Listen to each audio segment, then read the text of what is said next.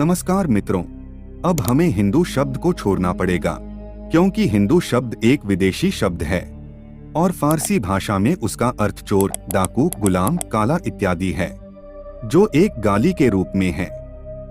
और ऐसा कई लोगों का मानना है। तो कुछ लोगों का मानना है कि हिंदू शब्द सिंधु शब्द से बना है, तो कई लोग कहते हैं कि हिंदू शब्द जैन अवेस्ता ग्रंथ की उपज है। तो एक थियरी यह बताती है कि हिंदू शब्द इंदु शब्द से बना है, इंदु यानी चंद्रमा। तो कुछ लोगों का कहना है कि हिंदू शब्द इंद्र से बना है। तो आखिर हिंदू शब्द का अर्थ क्या है और इस हिंदू शब्द की उत्पत्ति कैसे हुई? ये लफ्ज जो है हिंदू, ये ईरानियों का दिया हुआ है। तो ईरानी में हिंदू के माने काला। हिंदू शब्द संस्कृत भाषा का नहीं है, हिंदू शब्द हिंदी भाषा का नहीं है, हिंदू शब्द भारतीय भाषा का नहीं है, हिंदू शब्द पर्शियन भाषा का है। हिंदू कौन है? तो हिंदू शब्द में ही उसकी अर्थ है हिंसयति दुष्ट दुर्गुणा नाम, जो दुष्टों की और अपने अंतःकरण के दुर्गुणों की हिंसा करे, नाश करे, वह हिंदू है। मित्रों, सबसे पहले बात करते हैं अंग्रेजी इतिहासकारों द्वारा गढ़ी गई थियरी की, जो कहती है कि हिंदू शब्द सिंधु शब्द से बना है। उनका कहना है कि ईरानी, मुस्लिम और अंग्रेज लोग स ध्वनि का उच्चारण नहीं कर पाते थे, तो उनसे स ध्वनि ह ध्वनि में परिवर्तित हो गई और सिंधु शब्द हिंदू बन गया और सिंधु नदी के आसपास रहने वाले लोगों को हिंदू कहा जाने लगा। यहाँ ध्यान देने वाली बात यह है कि सिंधु नदी को आज भी ईरानी लोग सिंधु ही कहते हैं और सिंधी लोगों को सिंधी ही कहते हैं। उसमें कोई परिवर्तन नहीं आया। और अगर ईरानी लोग स को ह बोलते थे तो शिया का हिया क्यों नहीं हुआ और सुन्नी का हुन्नी क्यों नहीं हुआ और ईरानी सम्राट साइरस का हायरस, डेरियस का डेरिया, कुरुश का कुरु क्यों नहीं हुआ और इस्लाम का इहलाम क्यों नहीं हुआ? ऐसा इसलिए नहीं हुआ क्योंकि इतिहासकारों को हिंदू शब्द को ही विदेशी और ईरानी साबित करना था, इसलिए सिंधु शब्द का हिंदू में ध्वनि परिवर्तन हो गया, लेकिन शिया या सुन्नी का नहीं। अब हम आपको सच्चाई बताते हैं कि कैसे ईरानी लोग सिंधु को सिंधु ही बोलते थे, हिंदू नहीं। जिनकी मातृभाषा फारसी है, ऐसे फारसी इतिहासकार अलबरूनी ने अपने ग्रंथ में स्पष्ट लिखा है कि उसके प्रदेश से सिंध में जाने के लिए हिमरोज यानी राजस्थान से होकर जाना पड़ता है, किंतु यदि हिंद में पहुंचना हो तो काबुल होकर जाना पड़ता है। यहाँ अलबरूनी ने साबित कर दिया है कि सिंध और हिंद दोनों अलग शब्द है और सिंधु से हिंदू शब्द नहीं बना है।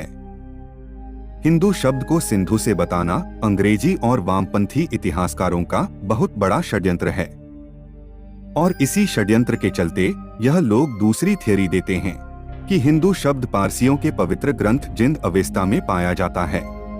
इस ग्रंथ में लिखा है हफ्त हिंदू, इसका पहलवी भाषा में अनुवाद होता है सात नदी। याद रहे कि हफ्त हिंदू शब्द का उपयोग किसी देश या धर्म के लिए नहीं किया गया है और यह जो हफ्त हिंदू शब्द जिस पुस्तक में है उसका नाम वेंदीदाद है, जिसे जिंद अवेस्ता का एक भाग कहा जाता है और यह 50 पेज की पुस्तिका 1877 में मिली थी और अंग्रेजों के कहने पर जर्मन कार्ल फ्रेडरिक ने इसे अवेस्ता का एक भाग बताया था और इसका अनुवाद फ्रांस में रहने वाले यहूदी प्राच्यविद जेम्स डार्मिस्टर द्वारा किया गया। और यह जेम्स डार्मिस्टर वही व्यक्ति है जिसने मैक्स मूलर की संस्था ओरिएंटा के द्वारा भारत, अफगानिस्तान और ईरान की 50 जितनी धार्मिक पुस्तकों का अनुवाद किया था या कहे कि उसे विकृत किया था। और मैक्स मूलर भारत में क्या काम कर रहा था, यह इस चिट्ठी में साफ साफ लिखा है। तुम्हारा काम प्राचीन भारतीय ग्रंथों के अनुवाद का काम भारत को धर्मांतरित करने के प्रयासों में एक नए युग का निर्माण करेगा। तुमको अपने यहाँ स्थान देकर ऑक्सफोर्ड ने एक ऐसे काम में सहायता प्रदान की है जो भारत को धर्मांतरित करने में प्रारंभिक और चिरस्थायी प्रभाव उत्पन्न करेगा। मैक्स मूलर ने अपने पुस्तक the religion and the philosophical system of the Hindus लिखने का उद्देश्य बताते हुए कहा है कि यह लेखमाला उन व्यक्तियों की सहायता के लिए लिखी गई है जो हिंदू धर्म ग्रंथों का सर्वोत्तम प्रकार से खंडन कर सके और उन्हें जॉन म्यूर द्वारा स्थापित 200 पाउंड के पुरस्कार मिल सके। यह थी मैक्स मूलर की काली करतूत। अब 7वीं शताब्दी में जब पारसी भारत आए तो यह वेंदीदाद पुस्तिका उनके मूल धर्म ग्रंथों में नहीं थी तो इससे यह पता चलता है कि इस वेंडीदात पुस्तिका में जो कुछ है उसे विकृत किया गया है और जानबूझकर हफ्त हिंदू जैसे नए शब्द डाले गए हैं, जिससे अंग्रेजी इतिहासकार साबित कर सके कि आर्य बाहर से आए थे और हिंदू शब्द विदेशी है। अब सबसे दिलचस्प बात यह है कि इस वेंडीदात पुस्तिका का अनुवाद तो उपलब्ध है, लेकिन जिसमें से अनुवाद किया गया है वह मूल हस्तप्रत क्यों उपलब्ध नहीं है। इससे अंग्रेजों के षड्यंत्र का पता चलता है। अब कुछ लोग यह बताते हैं कि हिंदू शब्द का फारसी भाषा में चोर, डाकू, गुलाम, काला जैसे आपत्तिजनक शब्द है। तो हम आपको बता दें कि यह जो शब्द है वह फारसी भाषा के शब्दकोश में नहीं है। यह शब्द उर्दू भाषा के गयास उल लुगात कोश के हैं। उर्दू के शब्दकोश को फारसी भाषा का बताना भी एक षड्यंत्र है और हिंदू के लिए यह जो काला और चोर जैसे शब्द दिए हैं वह इस कोश के रचनाकार मौलवी ग्यासुद्दीन रामपुरी के मन की घृणा को प्रदर्शित करते हैं। ऐसा नहीं है कि फारसी भाषा में हिंदू का मूल शब्द इसी भाव में है। अरबी में हिंद का अर्थ सुंदर होता है, इसकी बात कोई क्यों नहीं करता। अब आपके मन में यह भी प्रश्न जरूर उठता होगा कि यदि हिंदू शब्द सिंधु से नहीं बना है और हिंदू शब्द ईरानियों का दिया हुआ नहीं है तो हिंदू शब्द की उत्पत्ति कैसे हुई। तो इसके लिए हमें चंद्रगुप्त मौर्य के समय में जाना पड़ेगा। इस समय यूनान यानी कि ग्रीस का एक राजदूत मेगास्थनीज भारत आया था और उसने अपनी पुस्तक में भारत के लिए इंडिका शब्द का प्रयोग किया है और सिंधु नदी के लिए इंडस शब्द का प्रयोग किया है। अब ध्यान देने वाली बात यह है कि दुनिया की सभी सभ्यताएं उसके प्रदेश और देश के नाम से पहचानी जाती है, किसी नदी के नाम से नहीं, जैसे कि इजिप्ट के इजिप्शियन, यूनान के यूनानी, अमेरिका के अमेरिकन, चीन के चीनी इत्यादि। और इसीलिए भारत के लोग अपने देश इंडिका से पहचाने जा सकते हैं, इंडस नदी से नहीं। अब हमें यह भी प्रश्न होगा कि मेगास्थनीज ने भारत के लिए इंडिका शब्द ही क्यों प्रयोग किया। तो जिस तरह से संस्कृत शब्दों को ग्रीक भाषा में, जैसे कि अलक्षेंद्र को एलेक्सजेंडर, चंद्रगुप्त को सैंड्रोकोट्स, गिरीश को ग्रीस कहा जाता है, वैसे ही इंद्र का शब्द को ग्रीक में इंडिका कहा गया। अब प्रश्न यह भी होता है कि भारत का नाम इंद्र का क्यों था। तो वैदिक काल में इंद्र का बहुत ज्यादा महत्व और प्रभुत्व था। यदि आप ऋग्वेद में भी देखेंगे तो इंद्र की बहुत ज्यादा प्रशंसा और स्तुति की गई है, लेकिन आपको वेदों में, रामायण में और महाभारत में इंद्र का इंदु या हिंदू शब्द नहीं मिलेंगे, क्योंकि यह शब्द महाभारत काल के बाद अस्तित्व में आए थे। महाभारत के समय भारत देश आर्यव्रत, भारतवर्ष, हिमव्रत, जम्बूद्वीप जैसे कई अलग अलग नामों से पहचाना जाता था।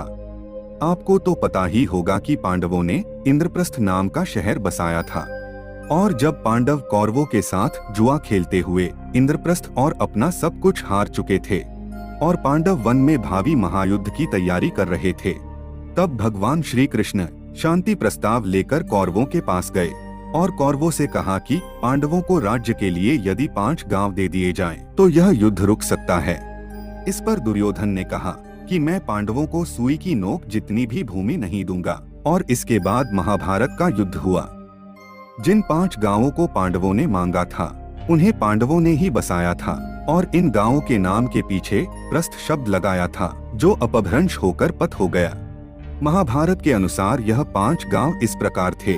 पहला था इंद्रप्रस्थ यानी इंद्र का नगर, जो आज दिल्ली के पुराने किले के नीचे दफन है। दूसरा था पांडुप्रस्थ, जिसे आज का पानीपत कहा जाता है। तीसरा था स्वर्णप्रस्थ, जो आज का सोनीपत। चौथा व्याघ्रप्रस्थ, जो आज का बागपत, और 5वां तिलप्रस्थ, जो आज तिलपत के नाम से जाना जाता है। अब ध्यान देने वाली बात यह है कि महाभारत के युद्ध के बाद अर्जुन को इंद्रप्रस्थ का राज्य मिला और उसके वंशज अर्जुनायन कहलाए, जो इसी इंद्रप्रस्थ से समग्र भारत पर शासन किया करते थे। इंद्रप्रस्थ ही वह शहर था जो समस्त भारत की सत्ता का केंद्र था। भारत की राजधानी इंद्रप्रस्थ होने से यह भारत भूमि इंद्रप कहलाने लगी और इंद्रप से इंद्रक और बाद में इंद्रक से इंद्रका कहलाने लगी। और इसी बात का सबूत हमें दूसरी भाषाओं में भी मिलता है, जैसे कि जर्मनी में हमें आज भी इंदर कहते हैं, जापानी इंदोजिन कहते हैं, नॉर्वे में इंदर, स्वीडिश लोग इंदर, चाइनीस लोग इंतु कहते हैं और वियतनाम में अंदो कहते हैं। और इसी इंद्र का अपभ्रंश होकर इंदु शब्द बना और इंदु शब्द अपभ्रंश होकर हिंदू शब्द बना। और इसका सबूत हमें बृहस्पति आगम के इस श्लोक में मिलता है। हिमालयात् समारभ्य यावत् इंदु सरोवरम तम देवनिर्मितम देशम हिंदुस्थानम प्रचक्षते। इस श्लोक में बताया गया है कि हिमालय से प्रारंभ होकर इंदु सरोवर तक यह देव निर्मित देश हिंदुस्तान है। इस श्लोक में हिंद महासागर को इंदु सरोवर कहा गया है।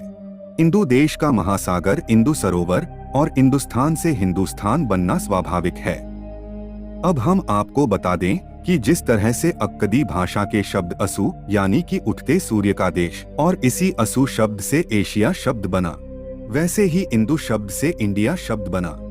हिंदू नाम हजारों सालों से चले आ रहे सनातन धर्म और वैदिक धर्म को मिला हुआ एक गौरवशाली नाम है।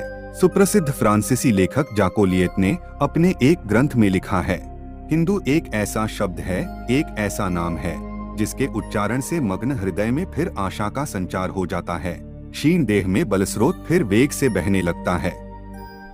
ऐसे हिंदू नाम को हम क्यों छोड़े? धन्यवाद।